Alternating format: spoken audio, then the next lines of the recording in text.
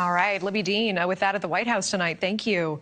We do want to welcome in our political panel tonight. Lots to talk about. We have Republican strategist John Thomas and News Nation political contributor Kurt Bardella. Welcome both. Kurt, why don't we start with you tonight? You brought an interesting perspective to us last weekend. You said that we should be concerned about the federalization of D.C., but you said, hey, I also want a safer situation for your family. You said you empathize. What is your take now? Yeah, I mean, we're in back to school mode here, and a lot of time is being spent thinking about our kids. And I can tell you, as someone who takes kids to the park, as I did yesterday, I don't want to see parks overrun with homelessness. I don't want to see parks overrun with, people with no place to go, but also suffer from very severe mental health issues. That's a dangerous place to take your kids. You're not going to want to do that. The failure of many municipalities and many layers of government to address this is why we are in this situation right now. And when you think about the nation's capital being the nation's doorstep, that's not the image you want to project, homelessness overrunning the nation's capital. So I get why some of this is happening. On the flip side, I always caution those who cheer on the expansion of executive power, because at some point that executive power can be used for other means and other ways. It's why traditional conservatives are against the expansion of executive power. They're against the empowering of the executive branch. They want a smaller, more limited government that is governed by those closest to the people. So there are those who are cheering this on right now, think it's necessary, think it's important, think it will keep us safer. But just remember that when at some point, whether it's this president or the one after that, uses this same executive power for something else that you may not agree with. All right. So, John, what is your take here on the expanded executive power? President Trump says he may ask Congress to extend federal control over police in D.C. beyond 30 days. Do you agree with that move?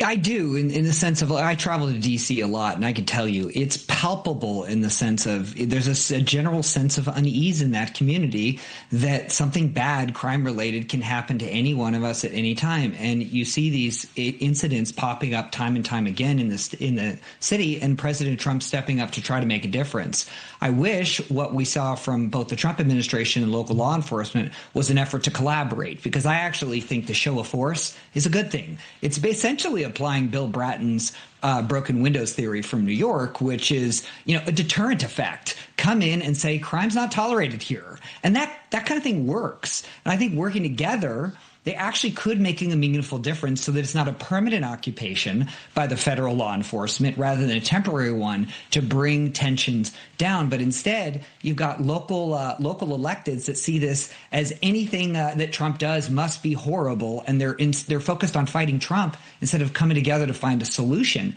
which is to make people feel more safe. All right, John, I do want to stay with you on another topic, and then I want to get Kurt's take. Yesterday's summit in Alaska. No ceasefire or peace deal coming from the high-stakes meeting. President Trump had said that if he didn't leave with a ceasefire deal, that it wouldn't be a success. Now he is saying that this was a 10 out of 10. Help us parse through that. Sure. Well, I'm not surprised the president said it's a 10 out of 10. But the deal is, this is diplomacy in action. They've started communication. You can't get to a ceasefire or a peace deal without coming together. President Trump said that they agreed on all things, but there's a couple things they disagreed. He also said that he wouldn't accept a ceasefire. He thinks we can get straight to a peace deal. So this is hard. We saw that with the original Zelensky meeting months ago that kind of fell apart. Look, this is President Trump focused on trying to bring peace together. It's baby steps. I think we just got to give Trump time to see what happens. Zelensky's coming to town. Look, there's baby steps here. We also know that President Trump is likely to amp up sanctions on Russia to get what he wants if he doesn't get progress with Putin. Okay, so Kurt, Trump's saying that he wants a complete peace deal based on Ukraine ceding land to Russia. European leaders reiterating a nation's borders cannot change through force. Critics saying that Trump is already aligning himself with Putin now. What are your thoughts on this? Yeah, I mean, at the end of the day, Zelensky has been pretty consistent for a long period of time saying, I'm not going to accept any deal that changes our borders. I don't know how you move him off of that. I think ultimately Donald Trump has a lot riding on this. Foreign policy is where legacies are made. And oftentimes the legacy in foreign policy outlasts whatever happened on your watch, domestically speaking.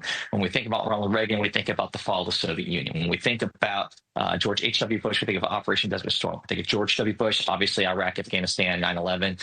When we think of Biden, Ukraine is going to be tied to that.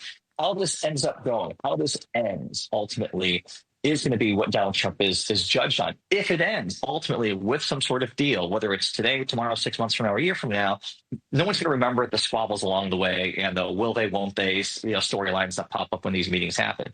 If nothing ends up happening, if this thing is prolonged by years, then people will judge Donald Trump on his failure to get a deal done. Because again, he set the expectation when he ran for president that he would be able to get a deal done on day one. We know that was hyperbole, but he will be judged by his promises that he made on the campaign and whether they actually were effectuated. All right, Kurt Bardella, John Thomas, appreciate you both. Thank you. Thanks. Have a good weekend.